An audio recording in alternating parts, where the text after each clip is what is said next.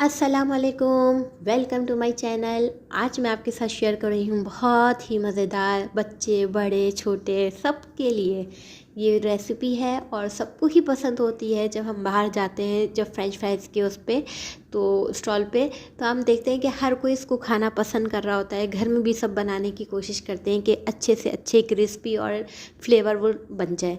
तो आज मैं आपके साथ वही रेसिपी लेकर आई हूँ। इस पे मैंने काफ़ी साल मेहनत की है, काफ़ी टाइम मैंने इसको बनाया है हर तरीके से, और ये बहुत मुख्तलिफ़ तरीक़ों से भी बनते हैं।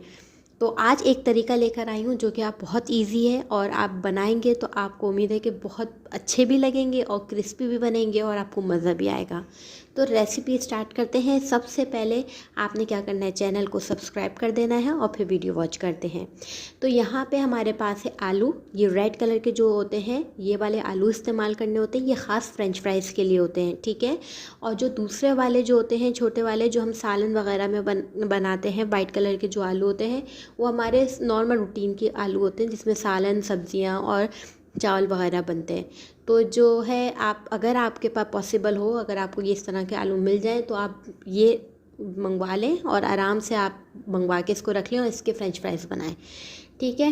तो ये होता है कि इससे ज़्यादा क्रिस्पी, खाने में भी मज़ेदार, और जो बाहर आप चाहते हैं, बाहर जैसा लुक आता है मैकडोनल्ड, केएफसी के फ्रेंच फ्राइज़, ये उस वाले लुक आपको देगा। बस हम इसमें थोड़ा सा फ्लेवर ऐड करेंगे। यहाँ पे मैंने 2 आलू ले लिए। पीछे बैग पे मज़ीद कट रहे हैं, ये ना समझिएगा सिर्फ 2 आलू पे इक्तफ़ा होगा, ये बहुत सारे बनते हैं। और इसके बाद यहाँ पे मैंने इसको पील कर लिया। पील करने के बाद आपने इसे स्लाइस में बारीक बारीक काट लेने हैं, बारीक मोटे जिस तरह आपको पसंद हो आप उस तरह से काट लें। और यहाँ पे मैंने इसको कट कर लिया। अब यहाँ पे देख लें, जो चीज़ों की आपको ज़रूरत होगी आप एक बार उसको मंगवा के रख लेंगे तो आपकी ज़िंदगी आसान और बाहर के फ्रेंच फ्राइज से जान छूट जाएगी। कॉर्नफ्लावर यहाँ पे सबसे पहले मैंने लिया है 2 टेबल स्पून, मैदा है 2 से 3 टेबल स्पून, और नमक थोड़ा सा 1 टीस्पून। इसके अलावा यहाँ पे मेरे पास ब्रोस्ट मसाला है। अगर आप थोड़ा सा स्पाइसी चाहते हैं तो आप इसकी जगह आप शामिल कर दें टिक्का मसाला या तंदूरी मसाला। इसके अलावा यहाँ पे मेरे पास है चावल का आटा, जो होता है चावल का पाउडर। तो चावल, ये सब चीज़ें आप मंगवा के रख लेंगे तो ये काफ़ी टाइम जो है वो आपके चलता रहेगा। अब ये जो आलू हैं, ये मैंने आपको क्वांटिटी अच्छी खासी बता दी है, अच्छे से, यानी आधा किलो के तकरीबन, कम से कम आधा किलो के आलू में ये कोटिंग पूरी कंप्लीट हो जाएगी, ठीक है। अब इनको जो है आपने मसाला डाल के अच्छी तरीके से मिक्स करना है। अब आप इसमें जो नमक डालेंगे ना, इससे थोड़ी नमी भी आ जाएगी।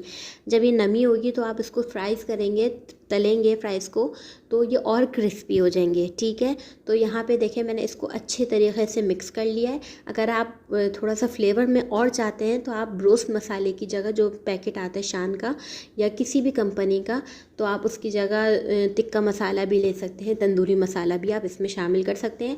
और चाहे अगर ये तीनों चीज़ें नहीं हैं तो आप चिकन पाउडर का भी इस्तेमाल कर सकते हैं, बेहतरीन फ्लेवर आएगा, ठीक। यहाँ पे मैंने गरम तेल में, ना ज़्यादा तेल गरम हो कि बिल्कुल जलने वाला हो और ना ज़्यादा ठंडा हो कि बिल्कुल बैठ जाए, मतलब ठंडे तेल में आप फ्रेंच फ्राइज़ डाल दें तो भी आपके फ्रेंच फ्राइज़ बिल्कुल भी अच्छे नहीं बनेंगे।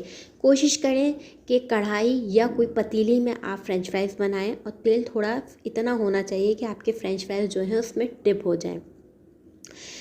इसके अलावा आपको दूसरी ये है कि आप जो है फ्रेंच फ्राइज़ को ढककर भी पका सकेंगे। जब आप ढककर भी पकाएंगे तो भी आपके फ्रेंच फ्राइज़ जो हैं वो क्रिस्पी होंगे। ये देखें, ये पहला बैच हमारा निकला है और माशाल्लाह से हमारे बच्चे तो पीछे कंट्रोल में ही नहीं आ रहे थे।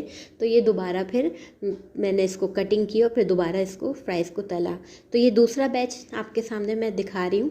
और यहाँ पे ये देखें, इतने क्रिस्पी थे कि आप खाएंगे तो आपको मज़ा आएगा। बस आप कुछ नहीं करना है, थोड़े थोड़े वक्फे पे आपको चम्मच चलाना है। और दूसरा ये है कि जब आप फ्रेंच फ्राइज़ डालें, सिर्फ एक दफ़ा आप तेल में उसको सारों को डिप कर लें, उसके बाद आप इसके चम्मच चलाना शुरू करें। फ़ौरन आपने चम्मच नहीं चलाना, मीडियम फ्लेम पे अच्छे से इसको पकाना है।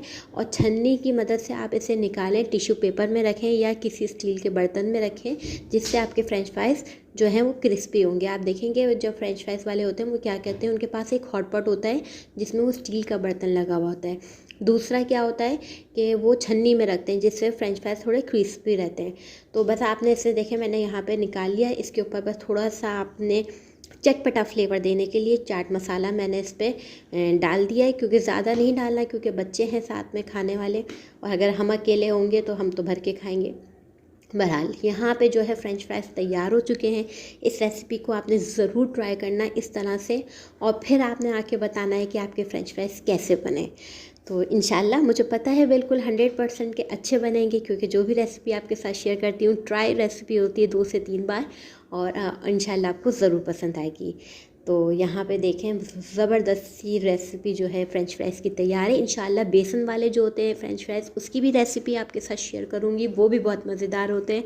वो बारिशों के मौसम में खाने में एक अलग मज़ा है, मगर बच्चे इतना उसको पसंद नहीं करते, तो इसलिए आज बेसिक मैंने आपको शेयर किया है। इंशाल्लाह नई रेसिपी के साथ आऊँगी। अपना बहुत सा ख्याल रखिएगा, मुझे दुआओं में याद रखिएगा। खुदा हाफ़िज़।